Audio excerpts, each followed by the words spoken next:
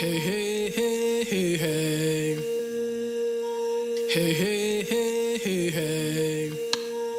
Hey, hey, hey, hey, hey, hey. Hey, hey, hey, hey, hey. Hey, hey, hey, hey, hey. In the morning. You're listening to The Seed, Conversations for Radical Hope, a Pendle Hill podcast where Quakers and other seekers come together to explore visions of the world that is growing up through the cracks of our broken systems. I'm your host, Dwight Dunston. This season, we're creating a space to explore the Quaker testimony of integrity. Together with our guest, we'll talk through the challenges and possibilities of aligning our intentions and actions and embodying our values with authenticity and grace. Welcome, Dwight, and welcome to all our listeners that has been joining us in this journey with The Seed, Conversation for Radical Hope. We are launching season 2, and The Seed is growing.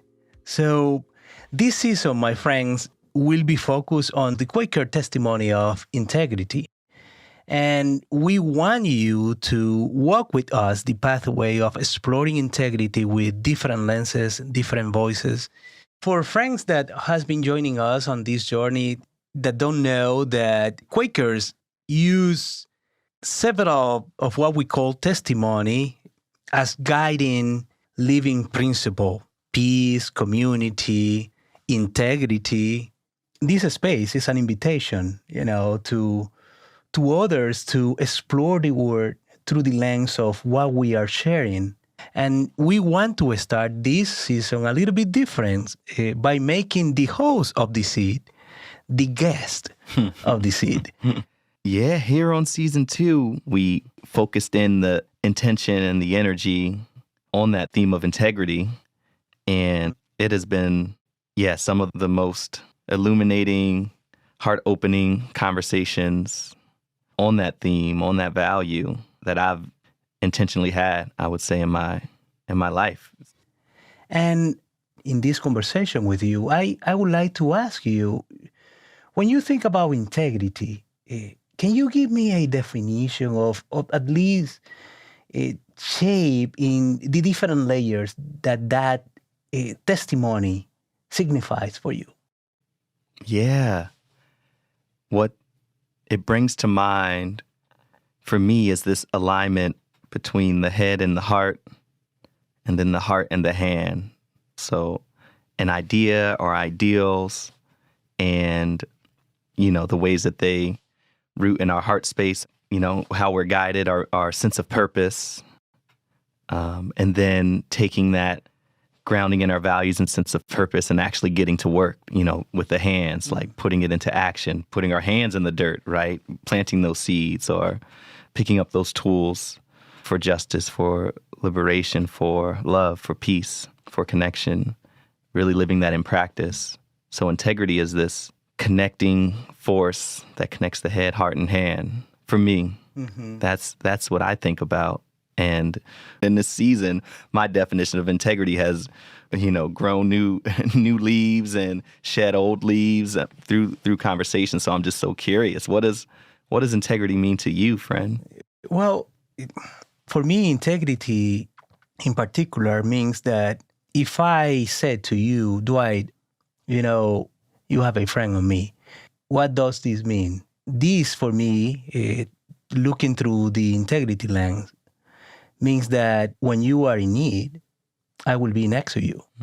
But when you are in a more celebratory experience, I also will be next to you. So this is one side of the coin. The other side of the coin is I am going there as I am, with my vulnerabilities and at the same time with my gift.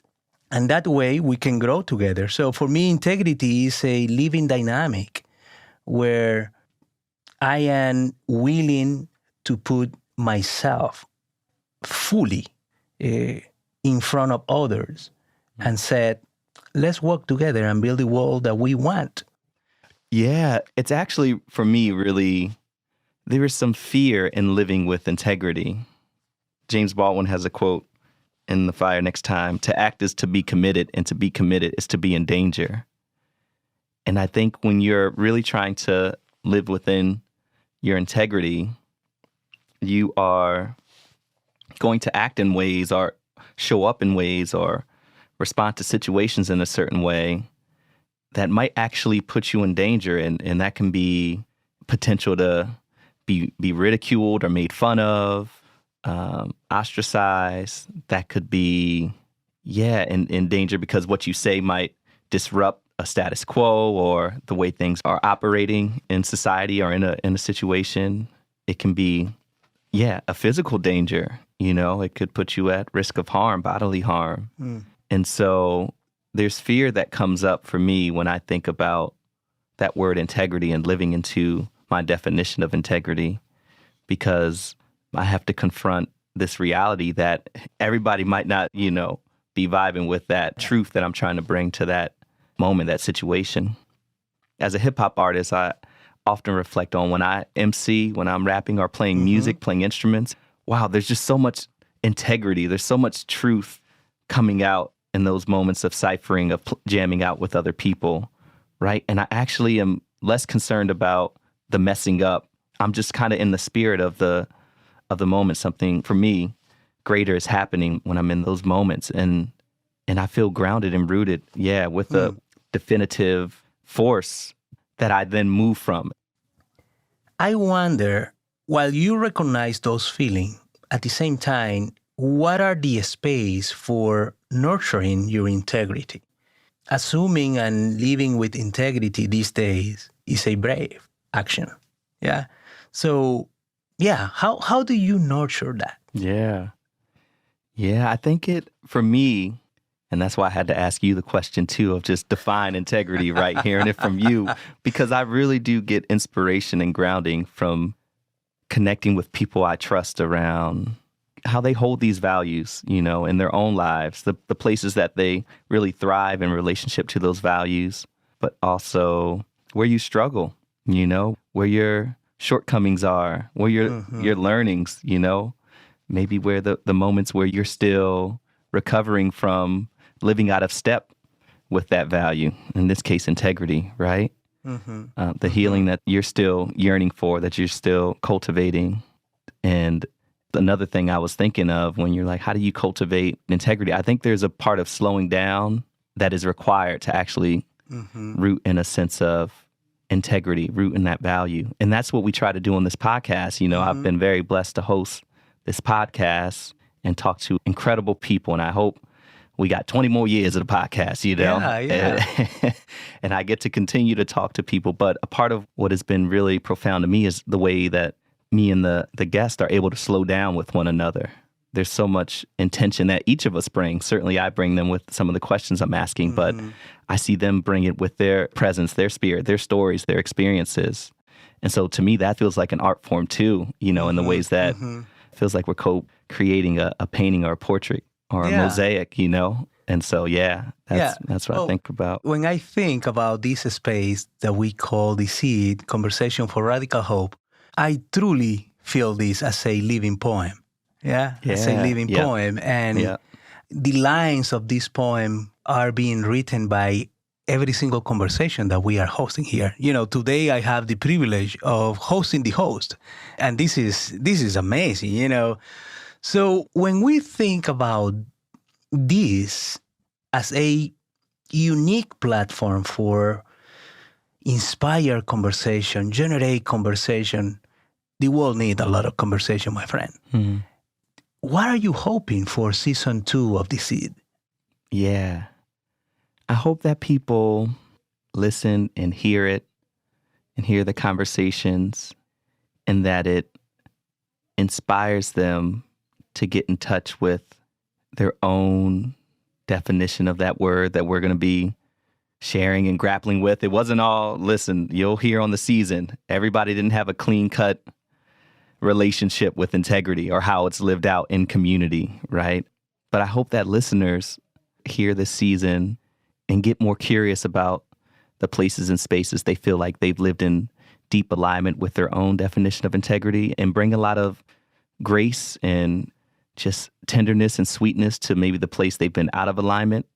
And feel inspired to move with more intention, after they hear an episode or after they hear the whole season, that they're just more intentional about how they live, that they are more intentional about how they move in community, and maybe more intentional about how they slow down and come back to themselves. Well, I think that we are inviting people to keep contributing to this community garden. Yeah. But as you were hosting those conversations and holding those conversations with the different people that participated, can you share with us a little bit what are the things that people may be expecting from these great episodes that are coming our way? Definitely. I think people can expect to hear our guests, which, they're coming from many different fields and expertise and experiences and all over the country. They're really grappling with the way that defining integrity for themselves and the way that they or the communities that they're a part of live out that value in the everyday or in the scope of a certain amount of time in their professional or personal lives, or thinking about the ways they grapple with it their entire lives, right? We have people who will tell stories of the values instilled in them as young people, and then how that carried to some of the big work that they do in present day life, as artists, as activists, as theologians, as facilitators. And so folks can expect that. And thinking about the communities they're part of, but specifically how integrity connects to conversations folks have been having in their faith community. And certainly there's Quakers on this season of the podcast, as there were on the first season. So we'll talk about integrity as it relates to that Quaker foundational principle, but certainly expanding out beyond Quaker specifically to just thinking about how does faith or hope and integrity really live in relationship with one another. And it's not always easy. You'll hear some folks really struggle with their own sense of integrity and how it has been defined for them and how they've had to redefine it based on their own life experiences, based on the ways it's been reinforced by certain members of the community, or the ways that that word integrity has been misused and actually wielded in a way that looked to have power over, create this sense of power over others, as values often do, right? We can pit people against one another and hold a value at the center of that conflict. So people really get into the word, the definition, how it gets lived out. And I'm excited for folks to listen and share back what's coming up for them from those listenings. The real conversation is not just with the ones being in this recording studio. The real conversation is the ones that we are able to inspire. And again, we are just gardener, my friend. That's it, baby. Yeah. That's it. Yeah. Well, Dwight, thank you so much for being with me this afternoon. And I really look forward to the full development of the second season of The Seed. Thank you, Francisco. It's always a pleasure. Always a pleasure. And I'll see you out there in the garden. Hey, hey, hey, hey, hey. Hey, hey, hey, hey, hey, hey. Hey, hey, hey, hey, hey. In the morning. Pendle Hill is a Quaker center open to all for spirit-led learning, retreat, and community. We're located in Wallingford, Pennsylvania, on the traditional territory of the Lenape people. Visit us at pendlehill.org. Many of our guests are teachers, leaders, and speakers at Pendle Hill. For a full list of these upcoming education opportunities, visit our events page at pendlehill.org/learn. This podcast was produced and edited by Ariel Goodman, with editorial support by Pendle Hill Education Associate Anna Hill and advising from Education Director Francis Kramer. Our episodes were mixed by Leah Shaw Dameron, and our theme music is the I Rise Project by Reverend Retta Morgan and Bennett Kuhn, produced by Astronautical Records. This project was made possible by the generous support of the Thomas H. and Mary Williams Shoemaker Fund. Please subscribe, rate, and review us wherever you get your podcasts. Helps us to continue planting these seeds. You can follow us at Pendle Hill Seed on all social media platforms.